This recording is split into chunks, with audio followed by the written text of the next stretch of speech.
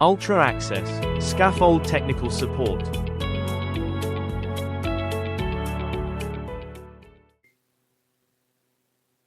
Hello, this is Jason at Ultra Access, and I want to do a quick video today on the SCAFF-SPEQ, which is the Ultra Access estimating program that I've used, and it's been highly effective and very, very accurate with extremely good feedback and a lot of very, very happy clients when I do freelance estimation services.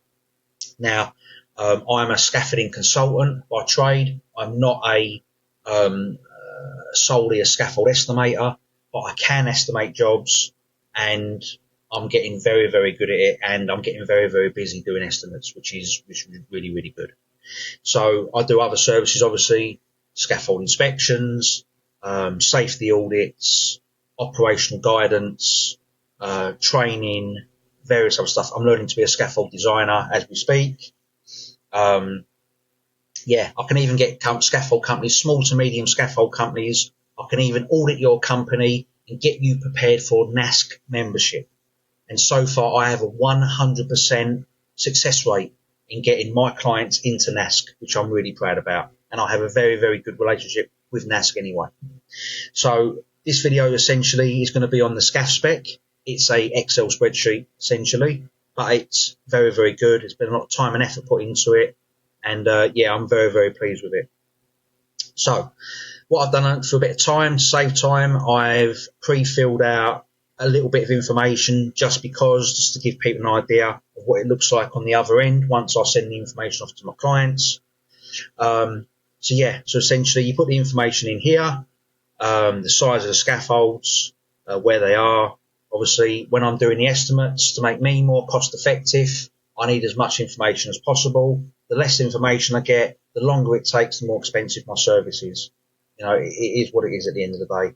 I do always ask and prompt my clients to send me as much stuff as they've got, as much drawings or plot layouts, or even if they just forward a load of emails onto me with other information, I can then go through it, decipher, and come out with very, very accurate estimates and send it back to them. And it saves them a bit of time, allowing them to concentrate on running their actual business. So the information here, so how it works, I'm theoretically or hypothetically, I'm going through the design, so on and so forth. There's an independent scaffold front and back, and there's a bird cage and hacky stairs on it. So I'm now going to put in the information for, say, hypothetically, the rear elevation. So you put in the independent scaffold, it already comes up, which is nice. It's the same size roughly as the front, but it's a little bit higher for some reason. So call that 33 metres. And that's on the rear. There's one of them, number 4 on the reference, the ID number, reference number. 5 operatives on the job, and we'll leave it like that for now. All you do, you work your way through. This is a standard independent. There's various other scaffolds here. Cut block, I've got all different systems. I can work out an estimate for ring lock, which is layer, ATPAC, affix, Qatari, so on and so forth, hacky. I can do all that sort of stuff. Yeah, so it breaks it down. Ready locks are in here, so it's all pre-programmed. Every type of scaffold you can possibly think of, in every different type of configuration, it's already pre-programmed in. And so far, nothing but very, very happy clients, and very, very positive feedback. I always ask for feedback anyway, so I can tailor this to suit as and when I do get a little bit of information back from one of my clients saying, the beam work was a little bit too much, when they've had information back from their QSs or their clients, so I can adjust accordingly, because ultimately I want these to be accurate, and I want my clients to win the work. That's what I'm here for. So you work your way down, double width scaffolds, and all these amounts can be changed in the green. These little boxes, you can change to whatever you want. I tend to leave them alone until I get some kind of feedback. Bird cages, handrails, beam work, all the way down, technique roofs, even works out the tin sheets for you. It also takes into account the flyers and the handrails that go around the top, which is part of TG. Yeah, work your way down, cantilevers, so on and so forth. I've even got things like hangers and flying shores, stuff like that. I'm very, very fortunate that within my scaffolding career, I did basically every type of scaffold you could possibly imagine throughout my career. And I'm highly experienced as a fully qualified CISRS scaffolder in my own right, which is very handy. So, say for this argument's sake, let's go back. So it's an independent scaffold, it's 33 metres high. So I base mine on increments of 10 metres. So 10 metres is X amount, and then 20 metres is a bit more, 30 metres is a bit more, so on and so forth. You find that a lot of scaffold estimators, a lot of the older ones, more experienced ones, it's how they also estimate scaffolds. There's various reasons why. The main reason why I do it is it's unlikely, but there's a potential they may need more materials in the job the higher it goes to make it more stable. But the main thing is it takes longer to get the materials up there.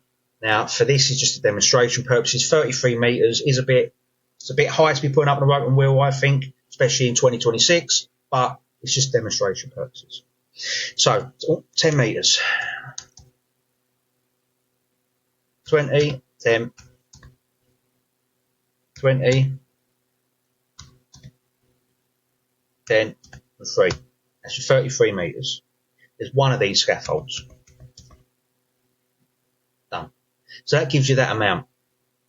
The total amount, the amount on your erect and your dismantle, I base mine on 60% erect, 40% dismantle. I don't worry about the 66 and the 33. You know, the reason it used to be like that, the reason why I changed it for my own purposes is because of days of bombing and that sort of stuff, chucking fittings down. It doesn't really happen anymore. Flipping the boards, you're catching 5 foot between the lifts. Back in the day, we all used to do it. It doesn't happen anymore. It's dangerous, X, Y, and Z. So I base mine on 60% up, 40% down. So that amount here takes this many days before this amount of money based on this many men for that total cost day to run out. So that's how I work it. I do all my estimates on labour because the way I see it, that's the amount that fluctuates the most and changes the most. Now, your overheads usually stay fixed. Your profit, I mean, this is already pre-programmed in with as it is as a standard for 33% profit. Now you can increase that as you want, but that's pretty much how I do it. It's a third, a third, a third. It's old school, as they say. So 13.1, and that is 16,354. It changes the amount here, as you can see. So say, for argument's sake, you did want to put a bit more profit on the job. Say you wanted just to squeeze a bit more out of it, which is the whole reason of having a business in the first place, is to earn as much money as you can, within reason. So you wanted to add a bit more on it. Say I send this over to you. Any of these that I send over to my clients, they have a quick look at it. If they want a little bits changed, little bits added, I mean, I speak to them throughout the day anyway. But if there want any bits changed or added, I take them back and I change them and revise them. 100% completely free of charge. I only charge for the actual getting the information and putting the information into this spreadsheet. I don't charge for revisions because the way I see it is I want to provide a cost-effective service. So, say you want to earn an extra 40%, that increases that amount there. So, once this is all done and I've gone through and I've checked all the sizes and everything, this is what I send my clients. So this is the sheet they receive. It's a 2-part PDF sheet. So gives all the information. All this is completely locked. I can't do anything on this because it's all locked. So this is all duplicated from the first sheet. Gives some a little bit of disclaimers, a little bit of information. Adds all the information about the scaffolds, the sizes, front and back, how many operatives required. Obviously this can change per scaffold. You know, you're not going to need 5 men on a hacky stairs, but for just this demonstration purposes, I thought I'd keep it nice and easy, but you'd have 3 men on a hacky stairs, you know. And even that potentially depends on what men you've got. It might even be 2 if you've got a crane on site, whatever. So breaks down the scaffold timescales in days. That breaks it down here, 25 days total. Again, it's just for demonstration purposes. I'm not saying it's the right or wrong amount. Breaks down your labour figures here. Notice that's 99 and not 106, I believe. And I'll show you the reason why in a minute. It explains here. It doesn't include profit, overheads, stuff like that. It doesn't include design costs, but it explains it all in the sheet. So the second sheet, you've got the cost and work, you've got the costings, and you've got the workings and cost breakdowns, and some T's and C's from myself. So because you added 40% on your profit, it now recalculates that amount. Oh, it's 119. Right, okay. So it recalculates that amount and it gives you 119. And it also includes the 6,000 or the nearly 7,000 for your design costs, which, to show you where that come from, is here. Now I can get rid of that completely. I mean, it's just a TG job essentially, so I can get rid of that completely. There you go. And it drops the cost back down. And it gives you my fee at the bottom. My fee's already added in. So there's no hidden costs, there's no hidden charges. You're not going to get stung later on down the line. If I tell you it's going to take an hour, I will charge you an hour. If I tell you it's going to take 3 hours, I will charge you 3 hours. The whole idea of it is that I make my clients, scaffold companies, as life as easy as possible, and they can just say to me, right, Jay, I've got this to send you, bosh.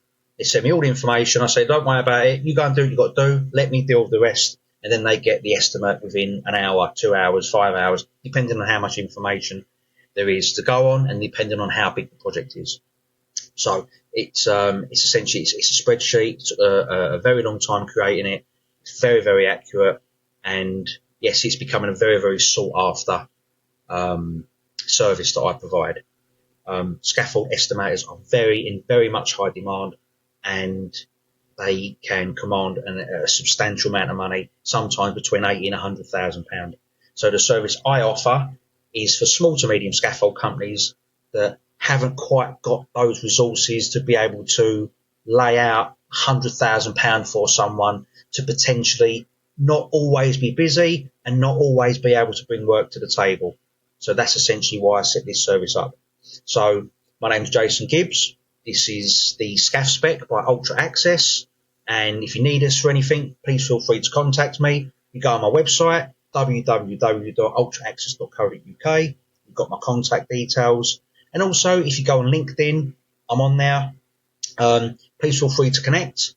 And if you do have a small to medium sized scaffold company, and you are looking for an estimator or someone just to take a little bit of pressure off yourself, then I'm more than happy to have a chat with you and do whatever I can to help not only you have a little bit more time to manage the rest of your business, but to also hopefully win you as much work as possible so then you can grow your company and then progress and fulfill your full potential. So, I hope you all have a good day. And, I'll speak to you soon. Feel free to contact me on LinkedIn whenever you want. Have a good day. Ultra Access, Scaffold Technical Support. Proudly supporting the British scaffolding industry. With a selection of our services including guidance and advice publications, scaffold estimations, technical training and development, scaffolding inspections and compliance audits, scaffolding vlogs and videos, and UK-wide scaffolding consultancy services. Ultra Access, Scaffold Technical Support.